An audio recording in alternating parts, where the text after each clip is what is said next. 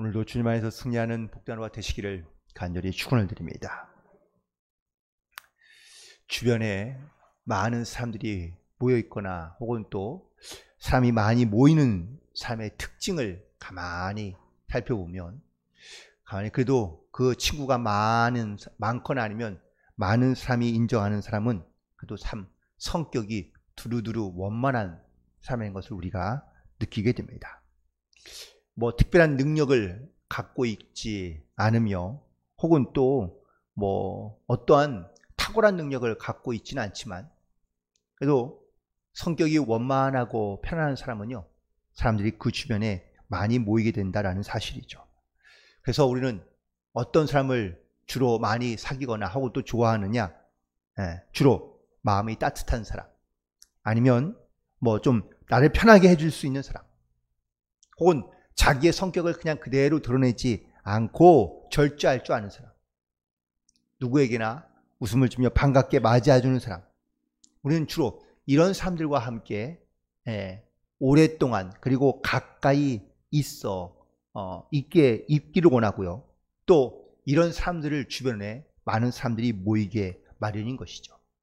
그런데 어떤 사람은 자기 주장이 강하고 성격이 강하고 자기의 색깔이 확실한 사람은 또 그 확실한 사람들이 모여들고 그렇지만 많은 사람이 모이지는 않는 것 같습니다.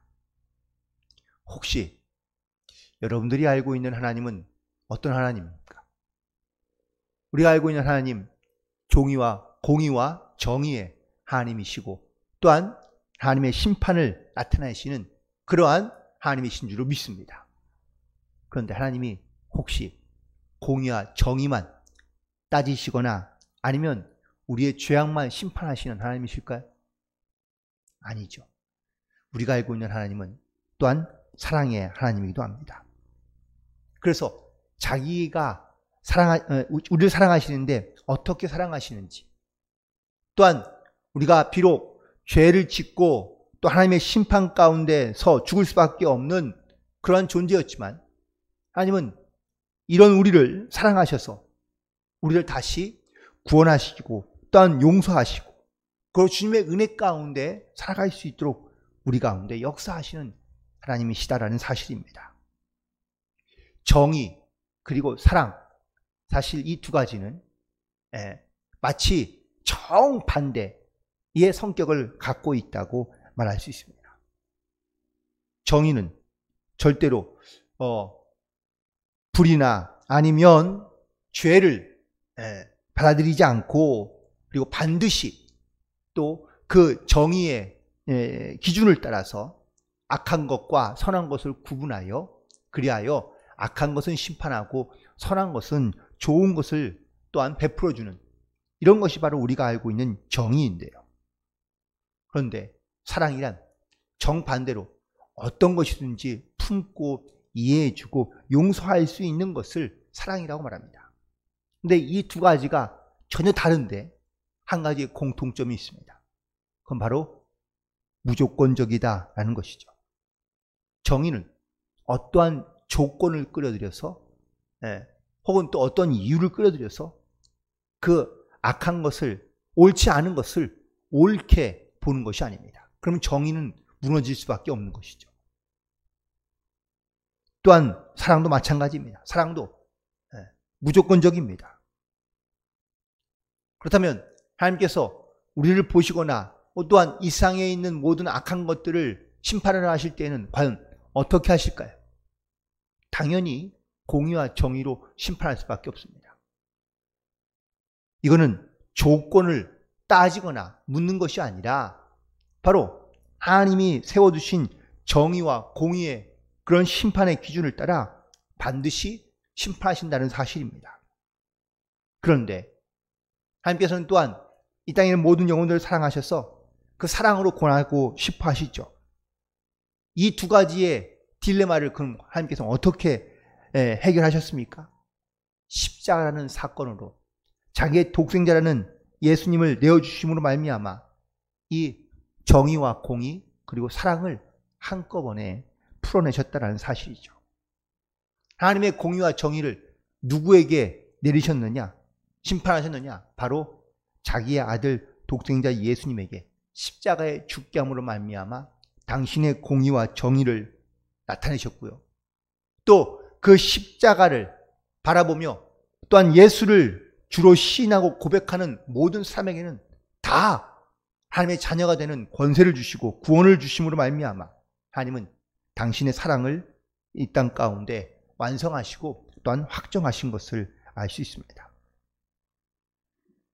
하나님은 가만히 보면 우리가 구약에 있는 하나님은 심판의 하나님이라고 이렇게 얘기하는 경우가 많이 있으며 또한 정의와 공의의 하나님이라고 이렇게 말하는 경우가 많이 있는데, 왜냐하면 하나님께서는요 사랑하기보다는 공의와 정의에 가까운 심판을 많이 내리셨기 때문입니다.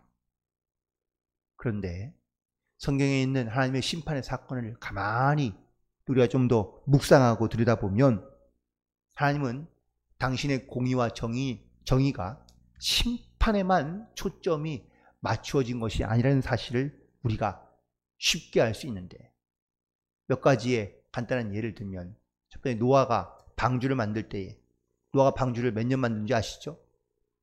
120년을 만들었습니다. 120년 동안 노아가 그냥 방주만 만들었을까요? 아닙니다. 그는 방주를 만들어 가면서 하나님의 심판이 있을 거라고 그는 선포합니다. 방주를 지을 때까지 말입니다. 그런데 그 기간에 긴 세월을 주셨지만 사람들은 돌아오지 않았습니다. 소돔과 고모라를 하나님께서 심판하실 때에도 아브라함이 5번이나 중보하며 하나님 앞에 그 성 안에 10명만 있어도 심판하지 않겠다고 약속하십니다. 하지만 결국 소돔과 고모라에도 의인이 없어서 심판을 받게 됩니다. 심지어 바벨론의 수도였던 니느웨 하나님께서 반드시 심판하시겠다고 요나에게 말씀하셨습니다. 그런데 요나가 가서 하나님의 심판이 있을 것이라고 선포하자 그들이 다 회개합니다. 그러자 놀랍게도 하나님은 이 니느웨 성에도 심판하지 않으십니다. 물론 하나님께서는 우리가 짓는 모든 죄악 가운데 혹은 또 악한 그런 일들 가운데 하나님은 분명 심판하시지만 그냥 심판하시는 것이 아니라 하나님께서는 회개하며 또한 다시 돌아오기를 하나님께서는 기다리고 계시고 또한 돌아오면 용서하신다라는 사실을 끊임없이 우리에게 말씀하고 있다는 사실입니다. 우리는 하나님에 대하여 증거할 때에 잘못하면 이렇게 한쪽으로 치우친 하나님을 증거할 수 있습니다. 또 지나치게 하나님의 사랑만 증거하다 보면 하나님의 이 공의와 정의는 아무것도 아닌 것처럼 그렇게 우리가 전할 수도 있다는 사실이죠. 오늘 본문에 등장하고 있는 엘리후, 그는 물론 욥의 친구는 아니지만 또 나이도 가장 어린 축에 속하지만 하지만 그가 전하고 있는 하나님은 욥의 세 친구들처럼 하나만 알고 있는 인과율로 심판하시는 하나님, 그리고 인과응보적인 그런 결과론적인 하나님만 그는 말하는 것이 아니라 다행스럽게도 균형 잡힌 하나님에 대하여 증거하고 있는 것을 보게 됩니다. 물론 35장에서는 높이 계신 하나님에 대하여 말씀하고 있습니다. 하나님께서는 높이 계셔서 욥이 어떤 말을 하거나 어떤 행동을 하든지 간에 그 행동 때문에 하나님은 영향을 받지 않으신다라고 말하고 있습니다. 그런다, 이렇게만 하나님을 이해하고 있다면 사실 하나님의 한쪽 면만 알고 있는 것이라고 말할 수 있습니다. 다행히도 엘리후는 절반의 이해가 아닌 조금 더 폭넓게 치우치지 않는 하나님을 그는 말하고 있는데, 하나님은 우리의 고난받는 인생에도 하나님께서는 돌보시고 살피시는 분이라는 사실을 말하고 있습니다. 그래서 오늘 본문에 있는 말씀 가운데 5절에서 7절에 있는 말씀을 먼저 잠깐 보면, 하나님은 능하시나 아무도 멸시하지 아니하시며 그의 지혜가 무궁하사 악인을 살려두지 아니하시며 고난받는 자에게 공의를 베푸시며 그의 눈을 의인에게서 떼지 아니하시고 그의 왕들과 함께 왕자에 앉히사 영원토록 존귀하게 하신다고 말씀하고 있습니다. 하나님은 바로 이렇게, 하나님은 능하시지만 아무도 멸하기를 원치 아니하시고 공의와 정의를 하나님께서는 반드시 행하신다는 것을 말씀하고 있습니다.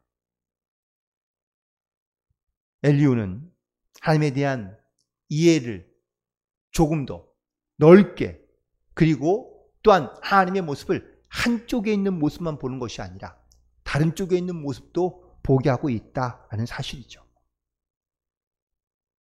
욥은 이 엘리후의 말에, 물론 그 이후에 나오기도 하지만 이 엘리후의 말에는요, 다른 반론을 하지 않습니다. 그 전에 있는 친구들이 이야기할 때에는 욥이 그의 말에, 친구들의 말에 더하면 더했지 덜하지 않는 그러한 변론으로 자기의 지혜 혹은 자기의 지식과 경험을 말했다면, 엘리후가 했던 모든 말에 대해서는 욥이 변론하지 않고 잘 듣고 있는 것을 볼 수 있는데, 그 이유는 바로 이 엘리후의 말이 욥에게 위로가 되었기 때문인 것이죠. 특별히 15절과 16절에 있는 말씀을 보시기 바랍니다. 하나님은 곤고한 자를 그 곤고에서 구원하시며 학대당할 즈음에 그의 귀를 여시나니, 그러므로 하나님이 그대를 환난에서 이끌어내사 좁지 않고 넉넉한 곳으로 옮기려 하셨은즉 무릇 그대의 상에는 기름진 것이 놓이리라 라고 위로해 주고 있습니다. 이전에 있는 욥은 다른 친구들과는 아주 논쟁적으로 혹은 또 매우 적극적으로 자기의 이 억울함을 호소하며 또한 하나님께 자기의 고통을 호소하는 그러한 욥의 모습이었다면, 이 엘리후의 위로의 말을 들은 욥은 아마 큰 위로를 받지 않았을까. 사실 엘리후는 욥의 친구들과는 질적인 다름을 보여주고 있기 때문입니다.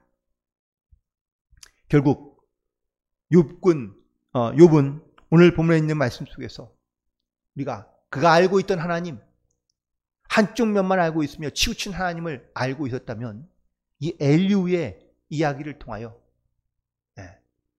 한쪽에 치우치지 않는 하나님, 모든 면을 다 갖고 계신 하나님을 욥은 다시 한번 깨닫게 되고, 또한 그는 다시 한번 고백하게 됩니다.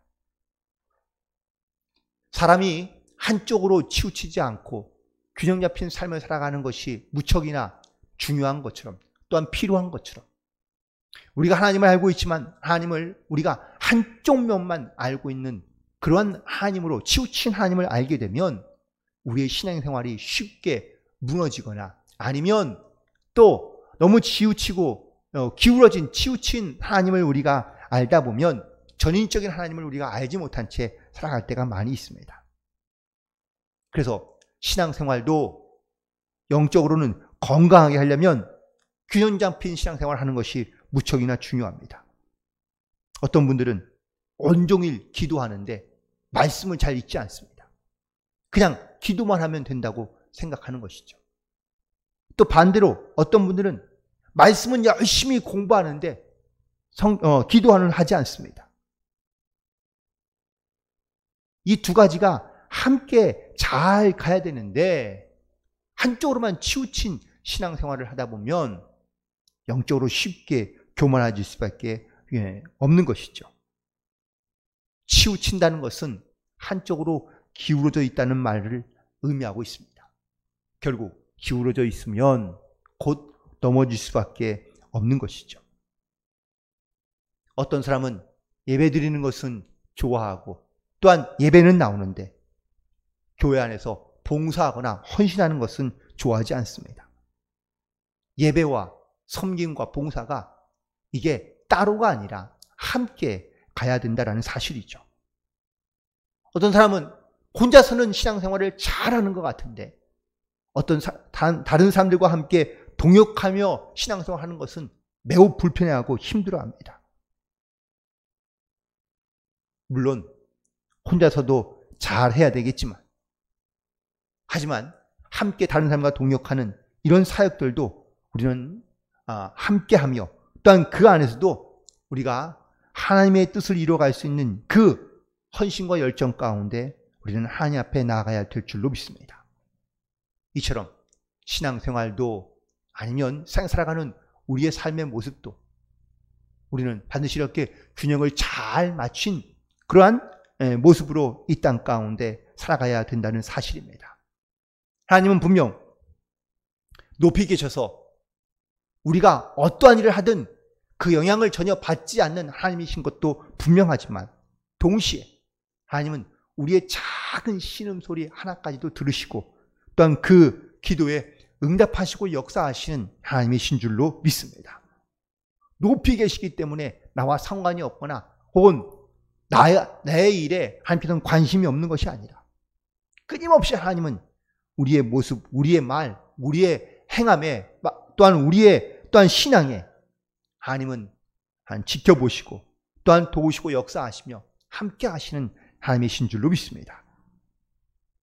그러므로 우리는 치우친 하나님이 아니라 우리의 모든 신앙과 또한 삶의 모습에서 이렇게 정의와 공의의 하나님, 또한 사랑의 하나님, 이 하나님의 모습을 반드시 기억하며 한쪽으로 치우쳐 우리가 하나님의 한 모습만 생각하며 바라보는 것이 아니라 그 위에 혹은 그 뒤에 또 다른 모습을 보며 우리 안에서도 역시 똑같이 우리 하나님의 이 모습이 나타내며 또한 치우치지 않는 영적인 신앙생활을 통하여 하나님께 더 붙들려 나아갈 수 있는 영적인 결단이 있게 되기를 간절히 소망하며 우리의 믿음의 고백 가운데 항상 이 주님을 의지함으로 또한 주님과 동행함으로 하나님의 거룩한 백성으로 또한 하나님의 또한 구원과 은혜를 증거하며 선포하는 그러한 믿음의 백성으로 승리하며 나아갈 수 있는 복된 하루가 되시기를 주님의 이름으로 간절히 축원을 드립니다.